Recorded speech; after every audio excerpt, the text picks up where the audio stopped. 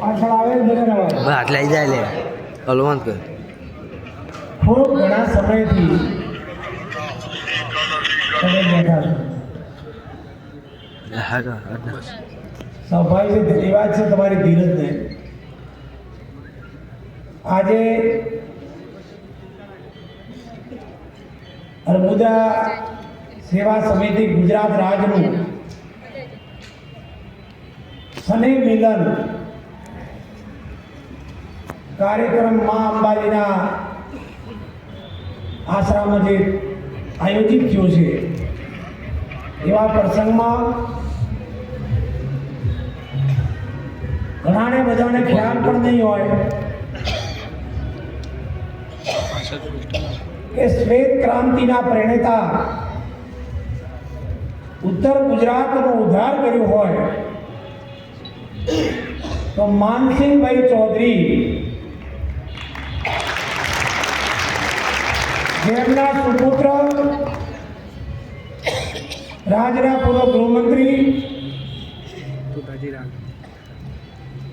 અને ફેડરેશનના ચેરમેનની પણ જવાબદારી નિભાવી છે અને આજે સમાજને એક કરવાનો, સમાજમાં શક્તિ સિંચવાનો, સમાજના પ્રશ્નો હલ કરવાનો, સમાજના કાર્યો માટે જે આગેવાની લીધી છે એવા આપણા બધાના લોકનાયક આદરણીય વિપુલભાઈ ચૌધરી સાહેબ,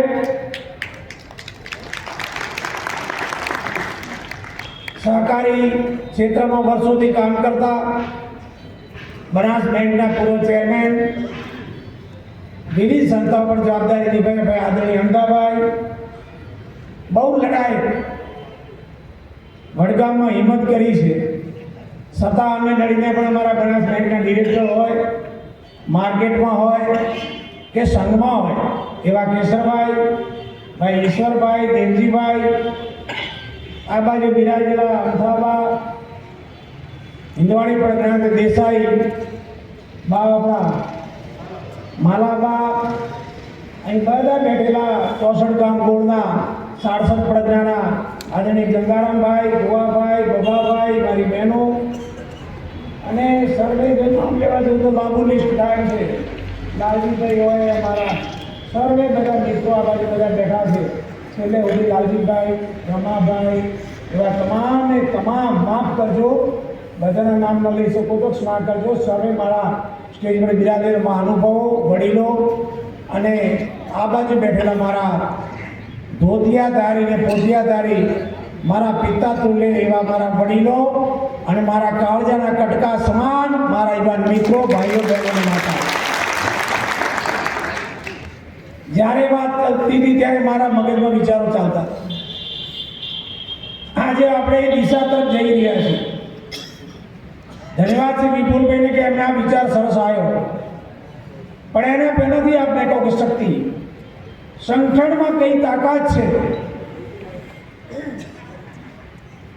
જ્યારે અર્બુદા સેના હતી એ ટાઈમે ધાનેરાની અંદર સમાજની પાઘડી મૂકીને સભા ભરવામાં આવી હતી. આ કોઈ નાનાવાની વાત નથી, વાવમાં પણ એ રીતે પાઘડી ખુરશી પર મૂકીને સભા ભરવામાં આવી હતી. એ વખતે ગુજરાત હલ્યું હતું. ગુજરાત સરકારને પણ બીક લાગતી હતી કે આ અર્બુદા સેના કદાચ સરકારને ફરીથી બેસવા દે કે નહીં દે. એ વખતે પાટીલજીને બંગલે મહેસાણાના થોડા આગેવાનો, બનાસકાંઠાના આગેવાનો, એમને અમને બધાને બોલાયા હતા. આદરણીય અધ્યક્ષ સાહેબ શ્રી અત્યારે વર્તમાન છે એ પણ હતા, આપણા એમપી પરબતભાઈ સાહેબ પણ હતા, બીજા પણ હરિભાઈ સાહેબ પણ હતા. અને ત્યાં એક વિષય આવ્યો. વિષય આવ્યો કે આટલી બધી અર્બુદા સેના આક્રમક કેમ છે, આટલી બધી જુસ્સામાં કેમ છે. વાવમાં સભા ન કરવા માટેના અનેક પ્રયાસો થયા છતાં યુવાનોએ સભા કરી ગોપાપીને એમણે કહ્યું.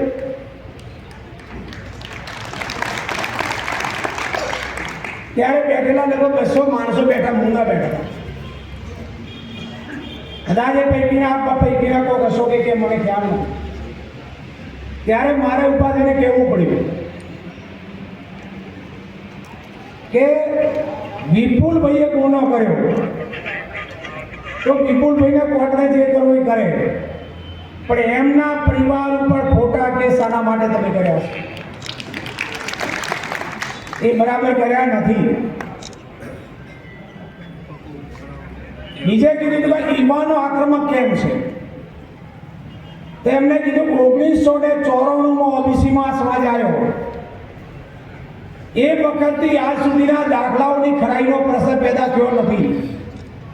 કેટલાય નોકરીઓ લાગી ગયા, કામે લાગી ગયા, અને હવે આ કડે હળી કરી છે કે જે અમને ગુલામ બનાવવાનો પ્રયાસ કરી રહ્યા છે કે આ તમે 1985 ની ખરાઈ લાવો, 1985 ની ખરાઈ લાવો, તમે 1934 છો કે કેમ? એ ખોટી વસ્તુ છે, બરાબર નથી. અને મળીને સરકારે બે વાતો ઉપરથી ઉતરી ગઈ.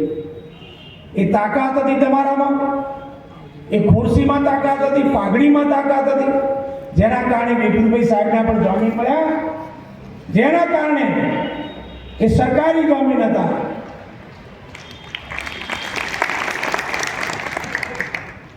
આ તાકાત છે આ સંગઠનમાં. પણ પરિસ્થિતિ અત્યારે એવી થઈ ગઈ છે કે તમે મરો ને હું હરકમાં જાઉં.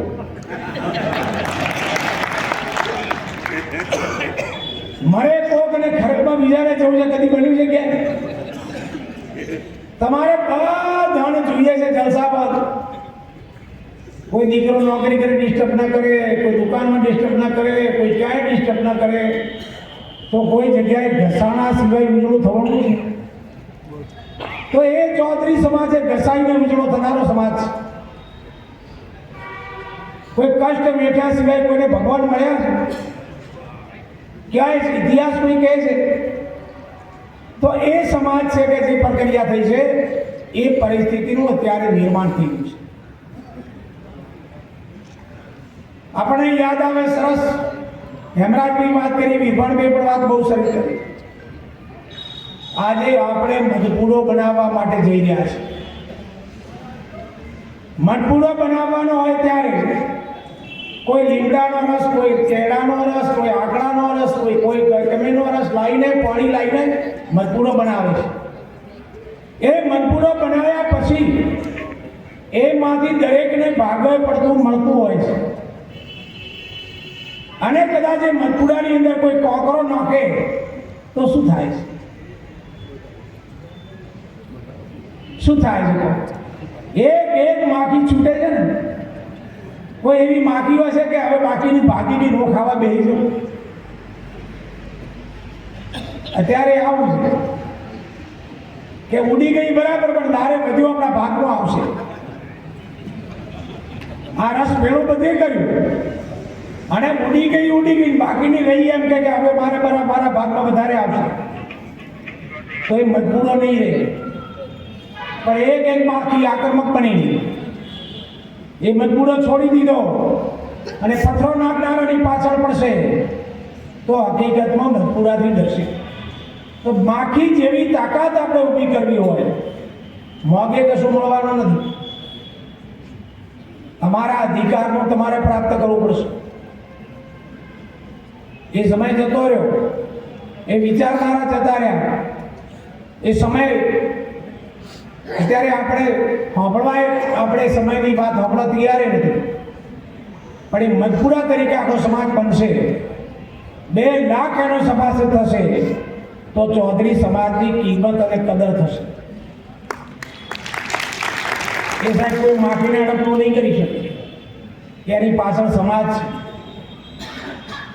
આજે આખા દેશમાં જે જોઈ રહ્યા છે, આપણે જે સંજોગો ચાલી રહ્યા છે કે પેલાને જે વાત કરી કે એને છે મારે શું, એને છે મારે શું નહીં, એને છે તો કાલે આપણે હશે. એ વાતને વિચાર કરવો પડશે.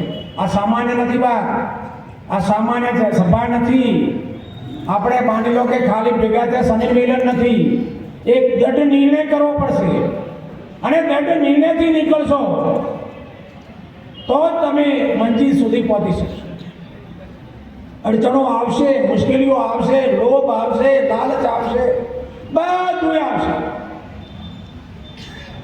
આજે જે ઠેરાવો જે કર્યા છે વિપુલભાઈ એના અમને બહુ સરસ એમની ટીમે ધન્યવાદ છે. એક એક ઠેરાવ વજનવાળો છે, સમાજના હિત માટેનો છે, સમાજ માટેનો છે. એમાં કોઈ સમાજના ભલા માટેની વાત છે, કોઈ એમના પોતાના વ્યક્તિગત વાત નથી કે માવજીભાઈને પોતાના વ્યક્તિગત વાત નથી. એક અગાઉના વખતે કોઈ વાત કરી સર ઠેરાવ આવ્યો મારો ને એક સમાજ એકતાનો વાત સાચી છે. 1985માં પરબતભાઈ સાહેબે ટિકિટ લઈને આવ્યા, હું ટિકિટ લઈને આવ્યો. મારી પાસે મોરારજી દેસાઈની ટિકિટ હતી, પરબતભાઈ સાહેબે ઇન્દિરા ગાંધીની ટિકિટ લેનારા વડીલ હતા દલુભાઈ સાહેબ. જોઈતાભાઈને પરબતભાઈ સાહેબને એનાને કીધું કે મારે કશું જોઈતું નથી, મારે કંઈ જોઈતું નથી, પણ આ બે જગ્યા ટિકિટ આપો. અને જ્યારે ચૂંટણી ઇલેક્શન ચાલુ થયું, વાવની જે પરિસ્થિતિ નિર્માણ થઈ, ત્યારે દલુભાઈ સાહેબ પાછા આવ્યા કે બાપજી આ મુશ્કેલી થશે. અને સાહેબ માથો ઉતારીને ટેકો જાહેર કરીને સાહેબને જીતાડી મૂકી દીધા.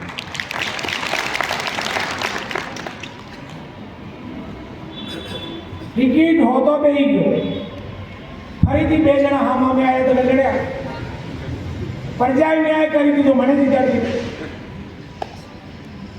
મેં ત્યાગ કર્યો તો લોકોએ મને વિશ્વાસ મારા મૂક્યો. ફરીથી પાછું પ્રક્રિયા, મારી ટિકિટ કપાણી, એમની ટિકિટ કપાણી, હાગે ઠકાણે જતી રહી. તો ફરીથી એમને કીધું કે મારે લડવું છે, પક્ષ લડો, જીતાડી મૂકી દીધા.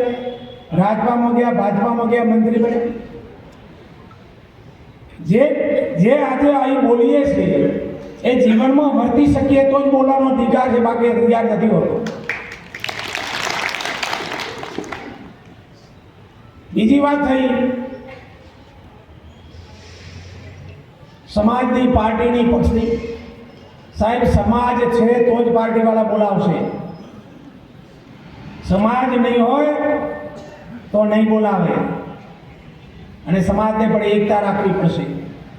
અગાઉ મેં જોયા છે, આપણે ઘણાને ખ્યાલ નહીં હોય, એ વખતે કોઈ વાત નથી, પણ હિતેન્દ્રભાઈ દેસાઈની સરકારમાં કરશનભાઈ બોરતવાડાવાળા મિનિસ્ટર હતા. કેટલોને ખબર છે મને કહેજો? કૃષિ મંત્રી હતા. મંત્રી હતા ને? કૃષિ મંત્રી મુખ્યમંત્રી હતા હિતેન્દ્ર દેસાઈ. એક કૃષિ મંત્રી હતા. હા, કૃષિ મંત્રી હતા કરશનભાઈ. કૃષિ મંત્રી હતા. કરશનભાઈ બોરતવાડા. માનસિંહભાઈ સાહેબ મેમ્બર ઓફ પાર્લામેન્ટ હતા. મોતીભાઈ સાહેબ પાર્લામેન્ટ મેમ્બર તે મંત્રીતા સરકારમાં. અને બનાસકાંઠામાં આવ્યા હતા, બનાસકાંઠામાં તો જીતાડીને પણ મૂક્યા હતા. એ તાકાત ખુમારી, એ પ્રક્રિયા આપણા પૂર્વજો હતી. એ તાકાત ખુમારી આપણે ઊભી કરવી પડે.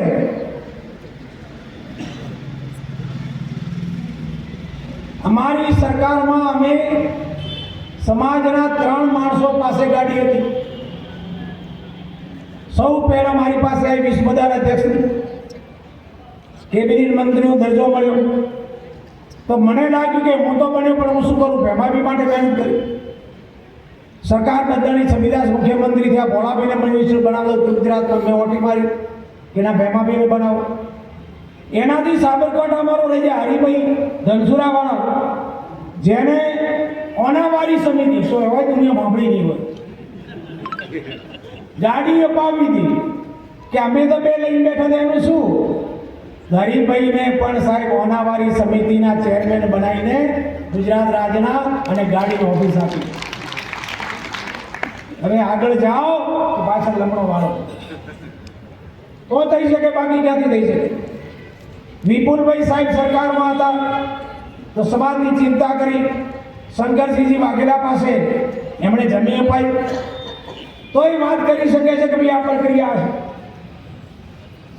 એ ઓછી નથી, એ ફાયદો ઓછો સમાજને નથી.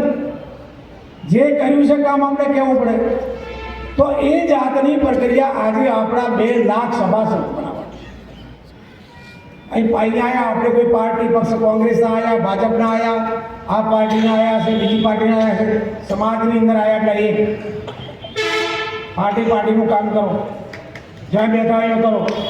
કોઈ કહેતો નથી પાર્ટી છોડી દો, તમારે જેટલો જોઈએ એટલો લાભ લો, પણ સમાજનો અવાજ આવે ત્યારે સમાજની એકતા હોવી જોઈએ. સમાજ સામેનો પડકાર આવે ત્યારે સમાજને એક થવો પડે. અને એક નહીં થઈએ તો અત્યારે પ્રક્રિયા જે ચાલે છે જે સાંભળી રહ્યા છે એ છીન ભીન પ્રક્રિયા થાય એ સ્થિતિમાં ઉભા છે. એનો આખો ઇતિહાસ તમે થાક્યા છો બધા એટલા માટે મારે તો કહેવાનું મન ખૂબ થાય, ઘણું બધું પણ થાય, પણ વધારે સમય લઈ લો. આપણે અધ્યક્ષને આપણે સાંભળવા છે, પણ આ 2-3 બાબતો જે મારા મગજમાં હતી એ પ્રક્રિયામાં આપણે કરવું પડશે. અને એ કરશો તો જ સાહેબ આપણા પૂર્વજનોને ખરેખર સાચા હૃદયથી શ્રદ્ધાંજલિ આપી કહેવાશે. અને ઊંચો કોલર કરશો કે હું ફલાણાનો દીકરો છું. આપણા વડવાઓ કાયમ કમજોર નતા, આજે આપણામાં કાયમતા આવી છે. આજથી ઘણી હકીકતો હતાશા આવી છે, નિરાશા આવી છે. કશો નહીં, ભગવાનની ઈચ્છા હશે થશે. એક્સિડન્ટ થાય ત્યારે કેને દોષ આપો? કોઈ કે મારું નુકસાન કરશે, પણ પેલો એક્સિડન્ટ થાય ત્યારે કોણ કરે છે? જે ઈશ્વરની મરજી હશે ત્યારે આપણું કર્મ ચોખ્ખું હશે, આપણી ભાવના ચોખ્ખી હશે. આપણે જો સમર્પિત સમાજને હશું તો સમાજના આશીર્વાદ મળશે, અને એ આશીર્વાદ મળતા હોય છે. આજે આ ઉમરે ગંગારામભાઈ અડી કવિઓની માગત 64 ગોળને પકડી રાખ્યો. એમની ટીમે લાલજીભાઈ ને દેવજીભાઈ બધા પજામા ભાઈ તોડવાની કોશિશ કરી. અમારા ઉપર તો પ્રેશર આવે, સ્વાભાવિક છે. પણ જ્યારે તમારો તમારો તમારો હક હોય, તમારો રાઈટ હોય, અને રાઈટ હોય ત્યારે તમે જો ચૂપચાપ બેસી ગયા, આજની તારીખમાં કોઈ સાહેબ ઉપરાળું લેનારું નથી. કોઈ એમ કહું તો ખોટું નથી. પોતાનું થાય તો દુનિયા કે ખાડામાં. આ પરિસ્થિતિ ત્યાં જોઈ રહ્યા છીએ. એ સમયે તો સંજોગો હતા, કદર હતી, કિંમત હતી. 3-3, 4-4 ધારાસભ્યો થતા હતા ગુજરાતની અંદર. આ સ્થિતિ એના પછી ધીરે ધીરે ધીરે ધીરે મને જાટોનો દાખલો યાદ આવે. એક વખત ગયેલો બલરામ ઝાખડને ત્યાં ખાસા ચૌધરી ભેગા થઈ ગયેલા. ચૌધરી ભેગા થયા પછી બેઠા, ચર્ચા થઈ, ગુજરાતની વાત કરી. ગુજરાતમાં પણ ખમતીદાર આપણા ચૌધરી સમાજ હોય, પાટીદાર સમાજ હોય, એમની સમાજ હતા. એમણે કીધું કે અહીં કેમ થયું પ્રક્રિયા કે યુપી હરિયાણાની અંદર દિલ્હી ડરતી હતી, એટલા તાકાતવર ચૌધરી હતા. પણ જ્યારે દિલ્હી ડરતી હતી ત્યારે જાટો પાસે નોકરી નથી, ફેક્ટરી નથી, ધંધો ઓછો હતો, પૈસા નહોતા. એ ટાઈમે સરકાર ડરતી હતી. હવે અહીંયા પાસે પૈસા આવી ગયા, ફેક્ટરી આવી ગઈ, નોકરી આવી ગઈ, એટલે ડર કહી ગઈ. બધીની બીક, ફેક્ટરીની બીક, પૈસાની બીક. આ સામાન્ય તકલીફથી કમજોરી આવી કે મજબૂતાઈ આવી? તમે પૈસા કમાણા, શિક્ષણ પ્રાપ્ત કર્યું, પદ પ્રાપ્ત કર્યું, બહુ સુખી થયા, એમાં ડર આવી. આ ડર છે, બીજું કંઈ નથી. મારા નવાપુરાના ભાઈએ કહી દીધું પરમ દિવસે છોકરીમાં ધમકાયો કે આ તમારું રાજનું પડ્યું ડેરીમાં છે. મળતા દીકરા એ ટાઈપના કે મારે નથી કરવી નોકરી, તમે દબાવોમાં. તો આજે પ્રક્રિયા શું થઈ છે? તમારું ધનની જગ્યાએ ધન કામ આવે, પદની જગ્યાએ પદ કામ આવે, પાવરની જગ્યાએ પાવર કામ આવે તો સમાજ માટે આવે. સરકાર મેં તો ચલાવી, વિપુલભાઈ સાહેબે ચલાવી, મને તો એક ક્રમ જ મળી છે. મને મળ્યા 4 વર્ષ. સાહેબ આપણે કેટલા મળ્યા? 4 વર્ષ. એક ક્રમમાં મેં એક બાકી લડ્યા બહુ છે. અમારા ભાગમાં લડતા જાય છે, સંઘર્ષ આવ્યો છે, અને અમે સંઘર્ષ કરશું સમાજ માટે. એના માટે કોઈ સ્વાદ નથી. તો આવશે, સુખ આવે, દુઃખ આવે, પણ પીપળ પાન ખરંતા હસ્તી કોપળિયા તમ વીતી એમ વીતશે ધીરી બાપુડિયા. ત્યારે નામ લો કે પેલો હું સુખી નતો, એટલે દુઃખી ના. આ સંજોગો આવશે, અને એટલા માટે આપણે બધાને વિનંતી છે કે જો આનો આરંભ જ આપણે કર્યું છે, આ તાકાત જ કરી છે ઊભી, તો સાહેબ 2 લાખના લક્ષ્યાંકને આપણે બતાવી દેવા. કાલને દિવસે આપણે બધા મતતા હતા જે તે પાર્ટીમાં હશો સભ્ય બનાવવા માટે. સભ્ય બનાવવાની શક્તિ શું છે એમાં છે. તમને ખબર છે, મુદત વધતી હતી, એટલે 15 બાકી ના આવો, આટલા લાખ કરો, આટલા લાખ કરો, આટલા લાખ કરો, એ તમારી માળાના મણકા છે. અને જો મણકા પૂરેપૂરા માળામાં હોય, તમારો મેળ સક્ષમ હોય, તો એ માળા પૂજનીય બને છે, માળા મંદિરમાં મુકાય છે, માળાની સોગંદ પણ ખબરાતી નથી, માળામાં ભગવાનનો વાસો થાય છે. એટલા માટે સમાજની એકતા હશે, માળાના મણકા હશો અને વિપુલભાઈ સાહેબ જેવો આપણા મેળ હશે અને આપણે જ્યાં બેસો તો તમને પૂછશે, સલામ કરશે. એટલા માટે આપણે આ લક્ષ્યાંકને પાર પાડવા છું. આજે મા અંબાના પવિત્ર ધામમાંથી આપણે જ્યારે આ સંકલ્પ કરીએ, વિચાર કરીએ, અને બાકીનું મેં તમને કીધું ઘણી બધી વાતો, જે વધારે સમય લીધો છે માફ કરજો. હિંમતે મતદાર મદદી, જે થવાનું છે ત્યાં જ કરશે, જે થવાનું ત્યાં કરશે, એનાથી સવાલ નથી. પણ આપણે લડતા લડતા જો કદાચ મરી જવાય તો એને શહીદ થયો કહેવાય, ને ડરતો ડરતો મરી જાય તો એ મરણ બે પ્રકારના છે. એક ડરીને મરવાનું છે, એક લડીને મરવાનું છે. તો પસંદ શું કરે લોકો? લડીને મરવાનું કરે કે ડરીને? લડીને. તો એનો પાળીઓ પૂજાય અને પેલાની મૂર્તિ તાળા મારે. તો પાળિયા જે તાળા લાગ્યા છે ત્યાં લાગ્યા નથી, પાળીઓ ખુલ્લો હશે, એને ઢોકળો કોઈ નહીં જાય. અને મંદિરમાં મૂર્તિ બને એને શું થાય? લોક લાગે, ચોર લૂંટી દે, દાગીના પહેરાવો તો લૂંટી લે, અને છતાં તો એ પાળિયા કરતો મોનો મૂર્તિને વધારે, આપણે માનીય મૂર્તિને વધારે. એ પાળિયા લારે મૂકેલી જમીનમાં કોઈ ઓળ ન ભાગે, એમાંથી કોઈ ઝાડકું ન કાપે. હંમેશા કેમ કે ત્યાગની મૂર્તિ છે, બલિદાન છે, એમાં બલિદાન છે, ત્યાગ છે. બીજા માટે મર્યો છે માણસ, અને બીજા માટે મર્યો છે માટે એને કોઈ ટચ કરી શકતું નથી. અને મૂર્તિ છે બીજા માટે મરી નથી, આશીર્વાદ જ દે છે. તો આપણે પણ આપણી પ્રક્રિયા તાકાત ઊભી કરવી પડે કે પાળિયા થવાની તૈયારી રાખવી પડે.